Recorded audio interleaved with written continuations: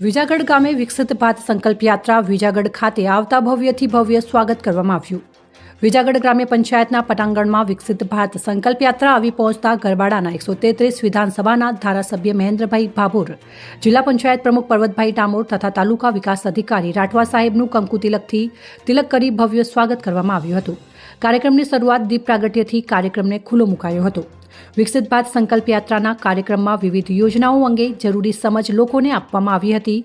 મેરી જુબાની મેરી કહાની success story લાભાર્થીઓએ જાતે વર્ણવી હતી અને ઉપસ્થિત મહાનુભાવોના હસ્તે સ્થળ પર લાભાર્થીઓને સહાય કીટ આપવામાં આવી હતી। ભારત સંકલ્પ યાત્રાના કાર્યક્રમમાં આજે ગામ લોકોને શપથ લેવડાવ્યા હતા।